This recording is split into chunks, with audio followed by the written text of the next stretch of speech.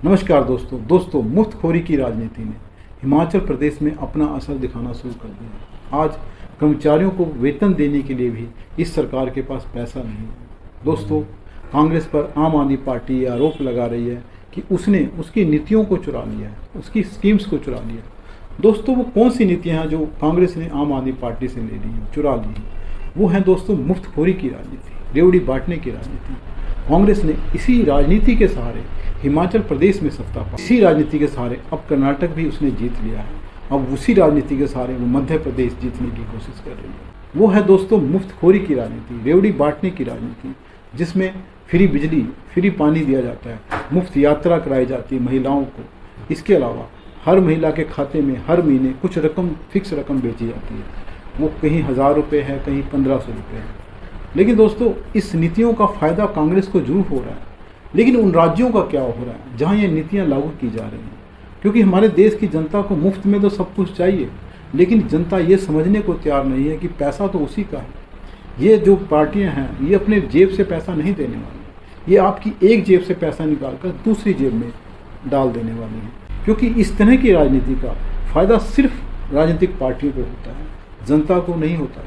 क्योंकि जनता को जो मुफ्त में चीज़ें मिलती हैं वो कहीं ना कहीं कर्ज लेकर सरकारें देती हैं, या फिर जनता से ज़्यादा टैक्स लेकर कहीं और वो दूसरी तरफ से जनता को मुफ्त में कुछ चीज़ें दे देती हैं। दोस्तों, ये मुफ्तखोरी और रेवड़ी बांटने की राजनीति पहले आम आदमी पार्टी कर रही थी, अब कांग्रेस कर रही है।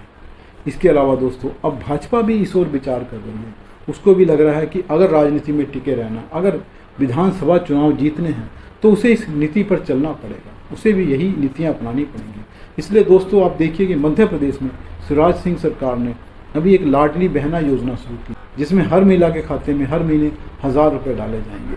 इससे दोस्तों ये पता लग रहा है कि भाजपा भी वही नीतियां अपनाने के लिए मजबूर है जो कांग्रेस ने अपना ली हैं आम आदमी पार्टी के बाद। दोस्तों, इसके कारण राज्यों की अर्थव्यवस्था बर्बाद होती जा रही है। जो अर्थशास्त्री हैं, बड़े बड़े अर्थशास्त्री, इसके अलावा जो अंतर्राष्ट्रीय संस्थाएँ हैं जो इन चीज़ों पर नज़र रखती हैं, इसके अलावा RBI भी, ये लगातार राज्यों को चेतावनी दे रहे हैं, चेता रहे हैं कि आप संभल जाइए।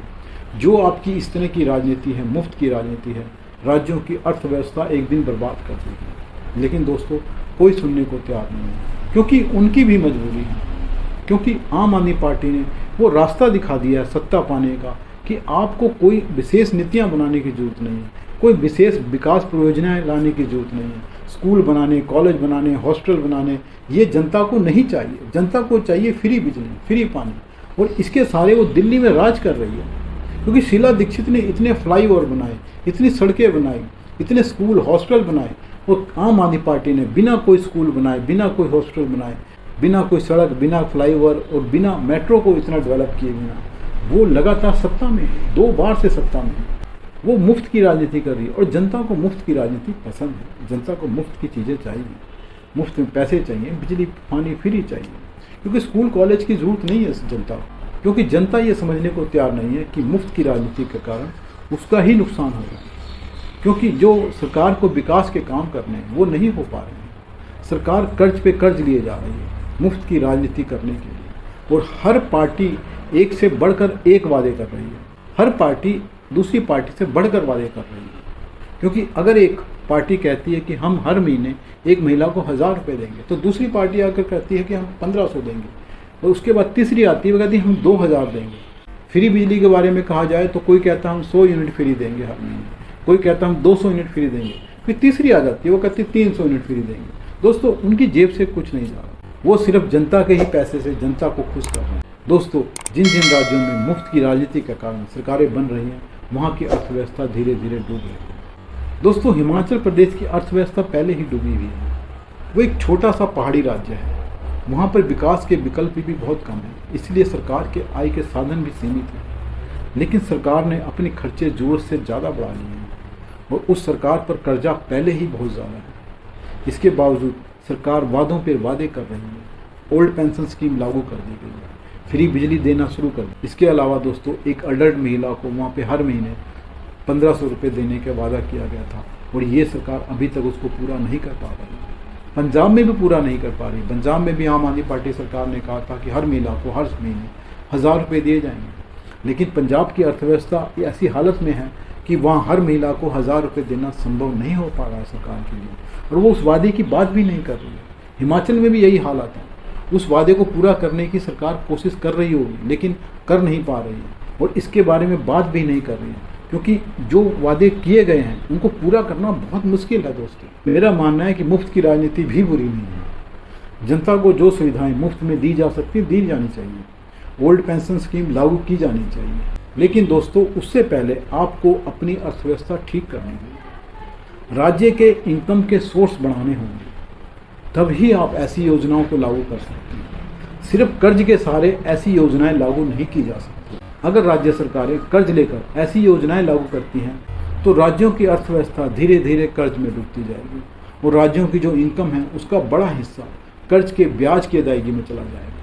दोस्तों, आज ऐसे कई राज्य हैं जो अपनी इनकम का 20 से 30% तक का हिस्सा सिर्फ कर्ज का जो ब्याज है उसकी अदायगी में खर्च करते हैं। सोचिए, जो राज्य अपनी इनकम का 25 से 30% तक हिस्सा सिर्फ कर्ज की ब्याज की अदायगी में दे रहे हैं, उन राज्यों की अर्थव्यवस्था धीरे धीरे कहाँ पहुँच जाएगी, क्योंकि उन्हें अब और कर्ज लेना पड़ रहा है, क्योंकि उनके पास इनकम के सोर्स लिमिटेड होते जा रहे हैं।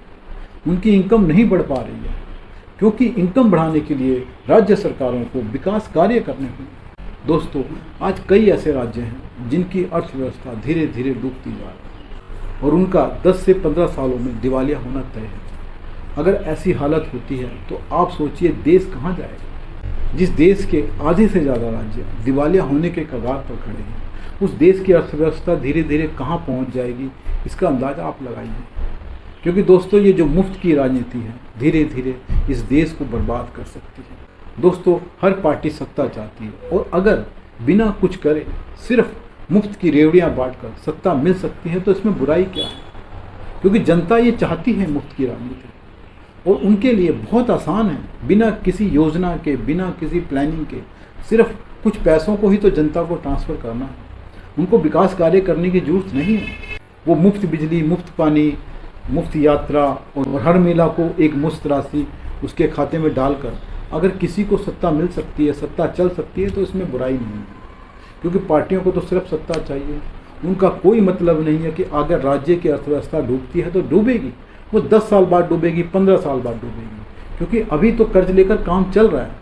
तो जनता को सोचना होगा ये हालात कहाँ तक जाएंगे, कब तक जाएंगे। दोस्तों, जनता जैसा चाहती है वैसा होता है।